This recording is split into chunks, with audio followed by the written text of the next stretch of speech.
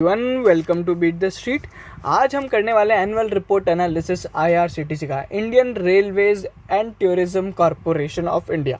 सो इस वीडियो में हम लोग करेंगे आईआरसीटीसी के पहले बिजनेस को समझेंगे, वो क्या करता है, कैसे है सब कुछ, फिनेंशियल्स को समझेंगे, फिनेंशियल्स में क्या प्रॉब्लम है या नहीं है, वैल्यूएशंस को देखेंगे और पीयर कंपैरिजन तो इस कंपनी का है नहीं। दूसरी चीज़ हम लोग ये देखेंगे की रिस्क क्या क्या है इस बिजनेस के अंदर और यहाँ पे क्या की एडवांटेजेस हैं जिसके कारण बिजनेस अभी क्या नया ब्रेक थ्रू मिल रहा है जिसके कारण शेयर प्राइस इतना भाग रहा है।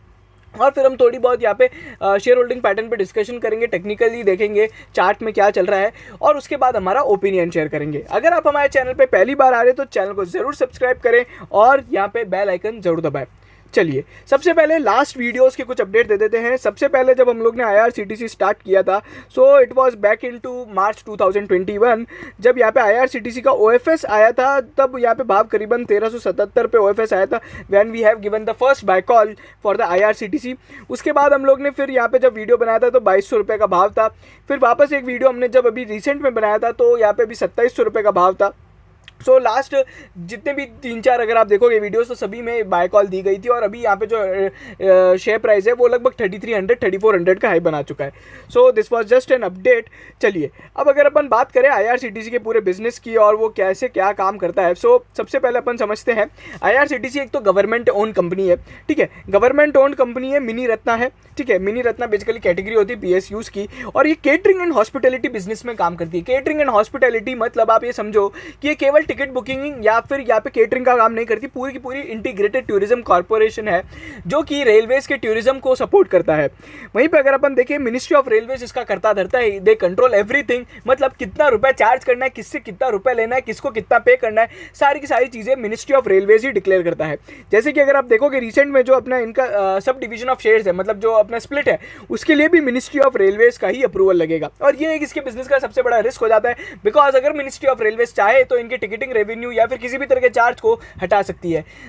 लगभग 2016-17 के बीच में जब यहाँ पे इंटरनेट बैंकिंग को यहाँ पे बढ़ावा देना था तो सरकार ने आईआरसीटीसी के टिकट बुकिंग में से कन्वेंस फी हटा दी थी। उसके कारण इनका ये जो पूरा टिकटिंग रेवेन्यू था वो पूरा खत्म हो गया था। तो इस तरीके की चीज़ें चलती रहती। वैसे ही कुछ साल पहले केटरिंग का जो कॉन्ट्रैक्ट था जो आईआरसीटीसी को दे रखा था वो हटा दिया गया था। तो इस तरीके से यहाँ पे बिजनेस में रिस्क है और यहाँ पे आईआरसीटीसी के अलावा जितनी भी मोनोपोलीज है आईआरसीटीसी के पास वो सारी की सारी कंट्रोल यहाँ पे मिनिस्ट्री ऑफ रेलवेज करती है। मिनिस्ट्री ऑफ रेलवेज चाहे तो यहाँ पे ओपन अप कर सकती है, जैसे कि प्राइवेटाइजेशन किया जा रहा है रेलवेज का, तो ये एक बहुत बड़ा रिस्क है कि हो सकता है आईआरसीटीसी की सर्विसेज को भी यहाँ पे प्राइवेटाइज कर दिया जाए। तो ये कुछ बिजनेस की रिस्क थी जो अपने को ध्यान में देनी है।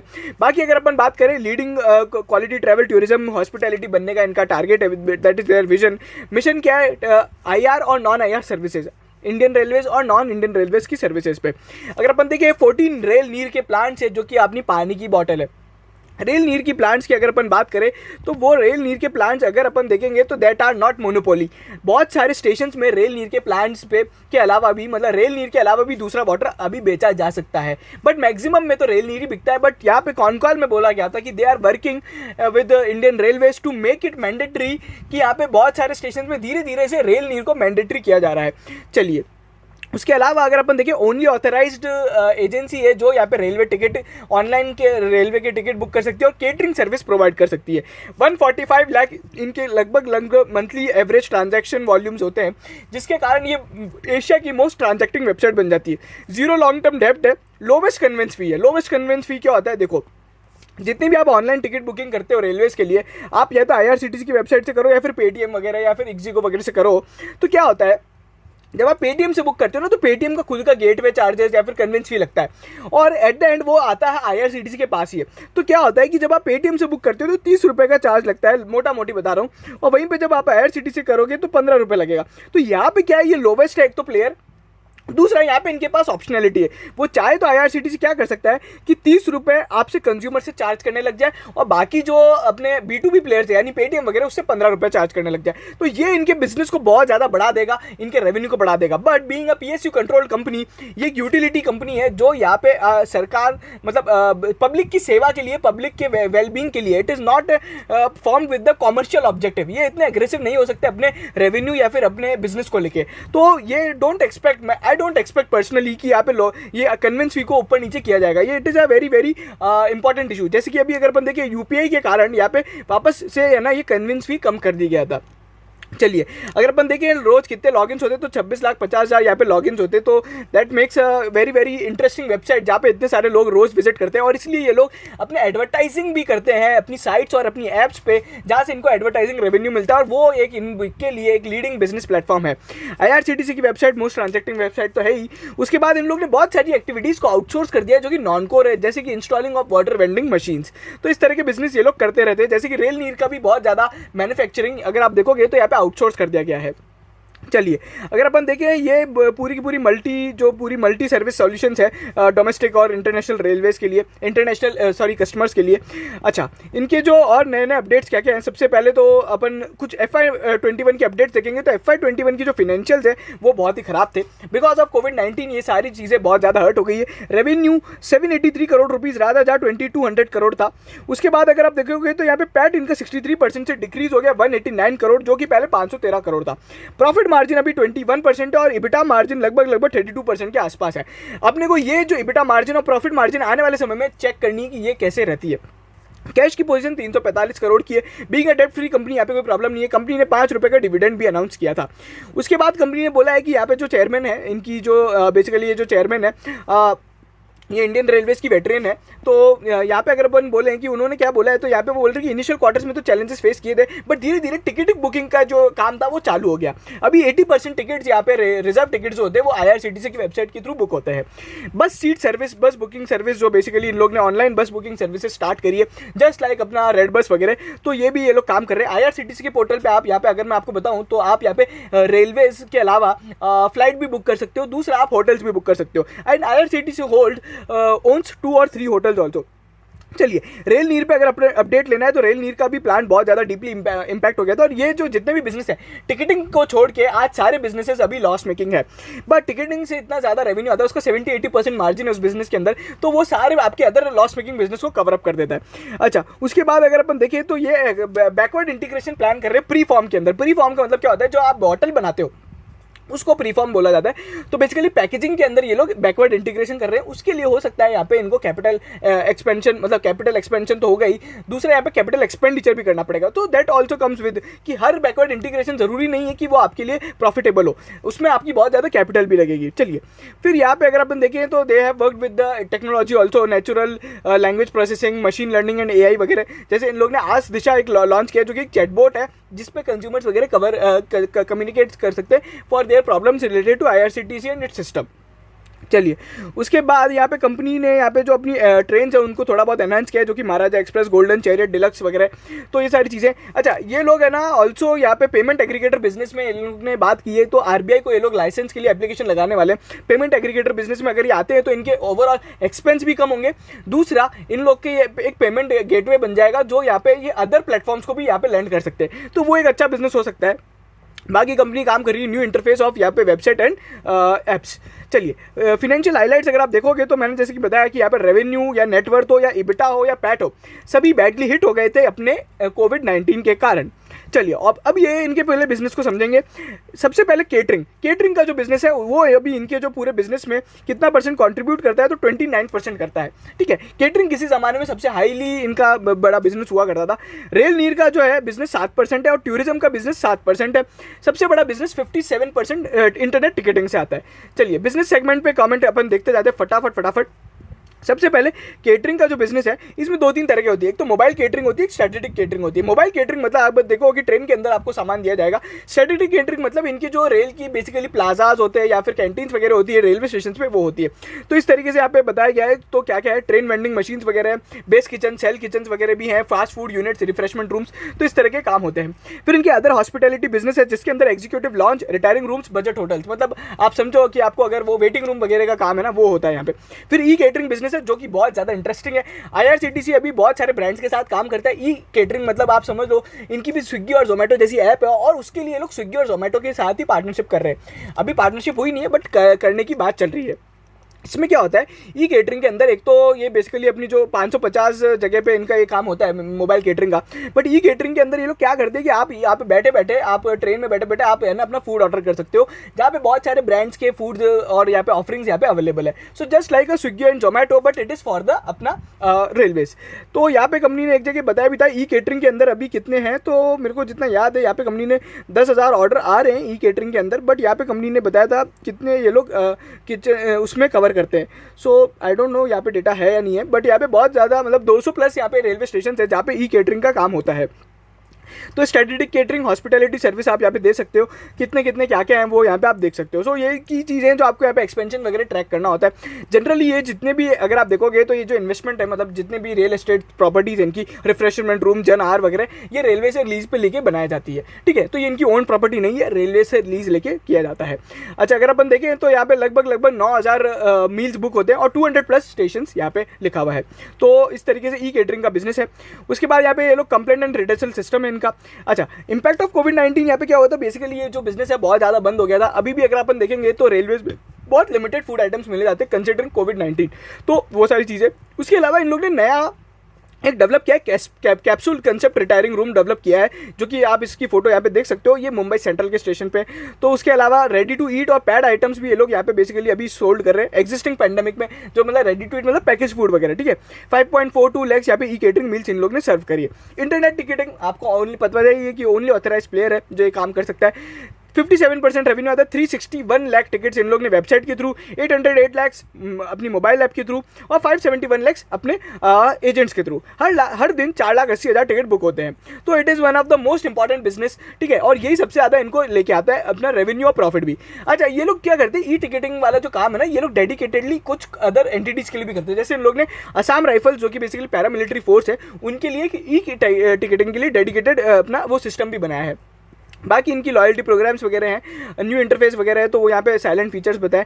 होटल बुकिंग का भी काम होता है। अगर आप देखोगे तो इन लोग ने बहुत ज़्यादा तरह तरह के होटल्स के साथ टाइप भी कर रखा है, और इनके खुद के होटल्स हैं, रेल यात्री निवास, जो कि बेसिकली अपना शायद गुजरात में है, और दूसरा एक IRCTC होटल है कतरा के अंदर। और बस इंटीग्रेशन सर्विस के बारे में मैंने बताया। आप यहाँ पे बेसिकली 50,000 प्लस बस ऑपरेटर्स को इन लोग ने कवर किया 22 स्टेट्स के अंदर, and you can book your train also, flights also. चलिए, यहाँ पे अगर अपन देखिए तो आउटलुक वगैरह में क्या है, सिग्निफिकेंट जंप देखने को मिला है। ई टिकटिंग के अंदर 80% टिकट्स यहाँ पे बुक होते हैं। तो ये ई टिकटिंग का अगर आप ग्रोथ देखोगे 1.6 लाख से 4.80 लाख हो गया है पर डे का जो टिकट्स है, और एक्टिव यूजर्स भी यहाँ पे बढ़ गए हैं। और उसके अलावा एक और बात है कि ये इकलौता बिजनेस है टिकटिंग वाला, ई टिकटिंग वाला, जो प्री कोविड लेवल्स को भी यहाँ पे क्रॉस कर चुका है, ठीक है। तो उस तरीके के यहाँ पे बिजनेस है। और यहाँ पे कंपनी ने बोल रहा है आउटलुक में क्या है, एक तो यहाँ पे ऑप्टिमिस्टिक है, they are very positive, and monetisation of chatbot services by extending to third party organisation. जो इनकी थर्ड पार्टी है, जो चैटबॉट सर्विस है, वो यहाँ पे अदर को भी लोगों को भी ऑफर कर देंगे, ताकि वो लोग भी इस चैटबॉट को यूटिलाइज कर पाएंगे। EMI बेस्ड सिस्टम है, और यहाँ पे ऑटोमेटेड होटल्स और पेमेंट एग्रीगेशन वगैरह तो ठीक है। Package drinking water badly hit है। इस जो बिजनेस में क्या हो रहा है कि 20% ही यहाँ पे कैपेसिटी यूटिलाइज होती है, और 7% रेवेन्यू आता है, और बहुत ज़्यादा यहाँ पे इसका है ना लॉस मेकिंग है। 14.08 लाख लीटर्स पर डे यहाँ पे प्रोड्यूस होते हैं। 75 मिलियन यहाँ पे बॉटल्स यहाँ पे पैकेज की गई है। इनकी जो प्लांट्स है वो आप यहाँ पे देख सकते हो, बहुत ज़्यादा डाइवर्स लोकेशंस में है। अच्छा, यहाँ पे जो मैंने आपको बताया था कि सरकार के साथ ये लोग काम कर रहे हैं कि मेक इट मैंडेटरी कि यहाँ पे इस स्टेशन पे पर्टिकुलरली रेल नीर का ही पानी बिकेगा, तो यहाँ लिखा गया है।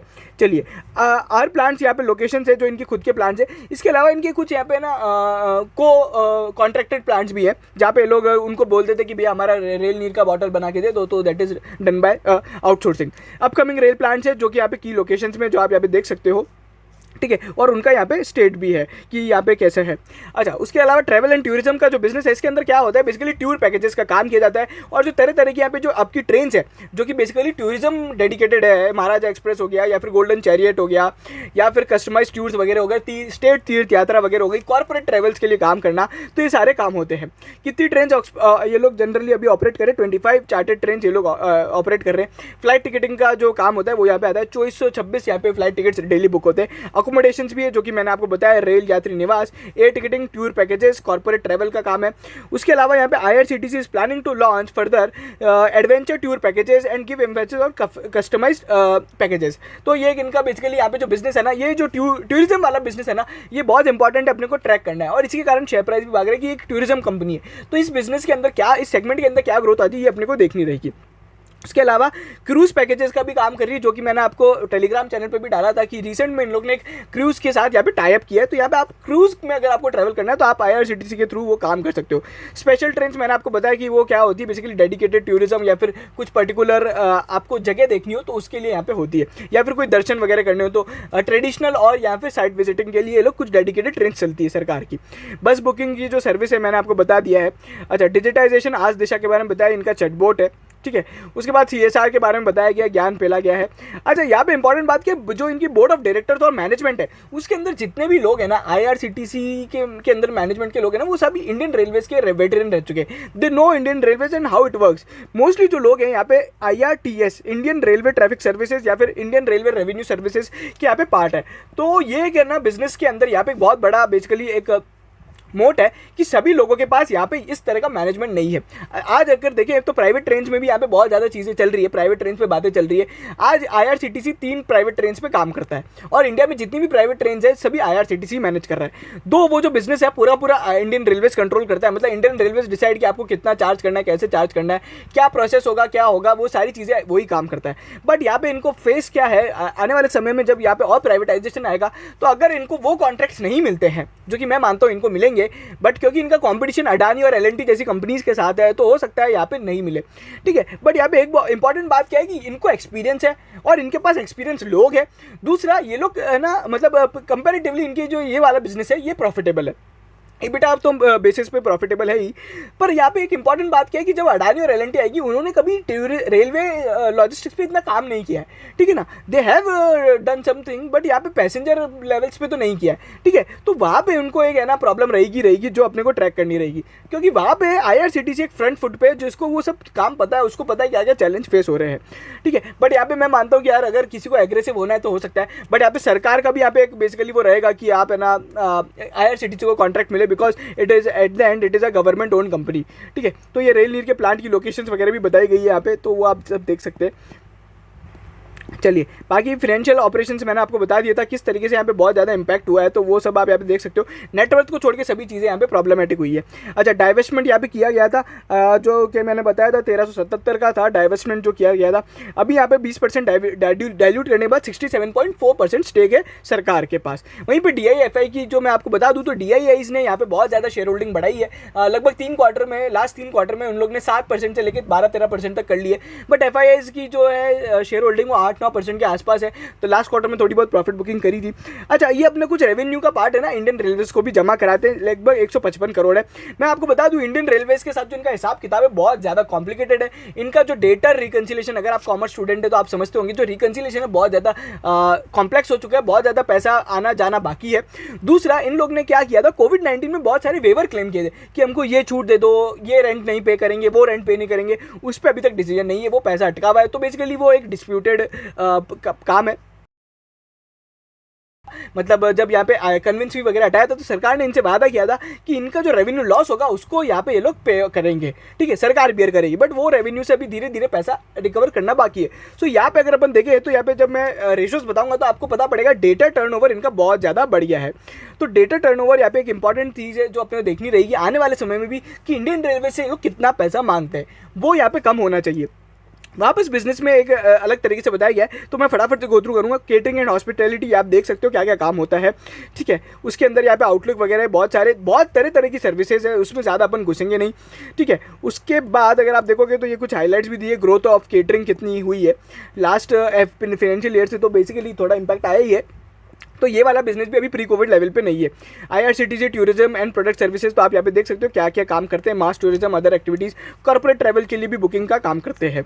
अच्छा, उसके बाद यहाँ पे और क्या क्या चीज़ें होती है, तो यहाँ पे इंटरनेट बुकिंग का है। बेसिकली इंटरनेट टिकटिंग इनका जो है वो सबसे शानदार बिजनेस है और वो एक बहुत बड़ा मोट है, और वो ऐसा बिजनेस है जो अपने प्री कोविड लेवल्स पे अभी जा चुका है। तो ये सारी चीज़ें हो रही है इनके ओवरऑल बिजनेस में, ठीक है। यहाँ पे देख सकते हो ऑनलाइन टिकटिंग का शेयर कैसे धीरे धीरे बढ़ता जा रहा है। तो दैट इज़ यहाँ पे इंपॉर्टेंट जो है, ये पूरा कैश काउ है इनके लिए, और लगभग अपन ने यहाँ पे सब चीज़ें कवर कर ली है। फिर यहाँ क्या है, मैनेजमेंट डिस्कशन एनालिसिस है जो बहुत सारी चीज़ें बताता है। जनरली इसमें यहाँ पे ऐसा कुछ है नहीं, जो मैंने यहाँ पे बताना था मैं बता चुका हूँ। बेसिकली जो रिस्क और स्ट्रेंथ है वो भी मैंने डिस्कस कर ली ओवरऑल। तो तो यहाँ पे अगर अपन क्विकली गो थ्रू करें, बेसिकली इनके बिजनेस के अंदर यहाँ पे है ना एक तो सीजनैलिटी है, उसके बाद ट्रैवल इंडस्ट्री में कुछ भी अगर अड़ंगा हुआ, मिनिस्ट्री यहाँ पे चेंज इन पॉलिसी, जो कि मैं बोलता रहता हूँ कि मिनिस्ट्री ऑफ रेलवेज कुछ भी कर सकता है, ठीक है। उसके अलावा कंपटीशन यहाँ पे हो सकता है, अदर फैक्टर्स हो जैसे कि प्राइवेटाइजेशन हो सकता है कल को मील और केटरिंग का काम भी किसी और को दे दिया जाए। उसके अलावा यहाँ पे फ्लक्चुएशंस इन ऑपरेटिंग कॉस्ट वगैरह इनकी फाइनेंशियल्स को इम्पैक्ट करेगी। तो ये सारी चीज़ें, कोर कॉम्पिटेंसीज स्ट्रेंथ क्या क्या है जो मैंने आपको बताया, वन स्टॉप सॉल्यूशन वगैरह, अपॉर्चुनिटीज़ क्या है, ये क्या क्या काम कर रही है, joint venture with other government bodies, high growth rate in hospitality and tourism segment, benchmarking international standards in mobile catering. तो इस तरीके के इनके यहाँ पे कुछ काम है जो ये लोग इन पे काम कर रहे हैं। तो ये सब चीज़ें हो गई है। अब यहाँ पे लास्ट जो है अपना फिनेंशियल रेशोज है जो मैं आपको बता देता हूँ। जिस तरीके से आप यहाँ पे देख रहे होंगे तो ये जो अपना डेटा टर्नओवर रेशो है ये बहुत ज़्यादा बढ़ गया है। सिमिलरली इन्वेंट्री टर्नओवर रेशो भी बढ़ा है। EBITDA margin, net profit margin भी बहुत ज़्यादा इंपैक्ट हुए थे पिछले साल से। बट ओवरऑल अगर आप देखोगे तो रिटर्न ऑन नेटवर्थ अभी यहाँ पे सबसे ज़्यादा इंपैक्ट हुआ है। तो ये सारी चीज़ें थी जो फिनेंशियल्स में रही है। तो यहाँ पे अगर आप देखोगे ये 195 के पी पे ट्रेड होने वाला, ईवी टू इबिटा रेशियो इसका 122 का है, प्राइस टू बुक रेशियो 36 का है। तो काफ़ी ज़्यादा वैल्यूएशंस तो स्ट्रेच हो चुकी है। लास्ट 2-3 महीने 6 महीने से जो यहाँ पे रिटर्न्स देखने मिले वो खतरनाक है। तो वैल्यूएशंस तो ज़्यादा है और मोनोपोली बिजनेस में होता ही है। अभी अगर आप देखोगे सभी तरह की टूरिज्म कॉर्पोरेशन कंपनीज या फिर टूरिज्म रिलेटेड सेक्टर की कंपनी से इनका वैल्यूएशन ज़्यादा है, ठीक है। इसको ज़्यादा अपन किसी बेसिस पे कंपेयर नहीं कर सकते एंड नोबडी एग्जैक्टली नोज कि इसकी वैल्यूएशन एक्चुअली क्या होनी चाहिए। अच्छा, प्रमोटर्स का स्टेक मैंने बता दिया स्टेबल है, एक बार बेचा था। एफआईआई लास्ट थोड़े टाइम से बेच रहे हैं, 1 क्वार्टर से बेचा है, 2 क्वार्टर से बेच रहे हैं। डीआईएस ने बहुत ज़्यादा मात्रा में यहाँ पे 7% से 11% अपना स्टेक बढ़ाया है। तो ये सारी चीज़ें हो गई है। चलिए अब बात करेंगे शेयर प्राइस पे।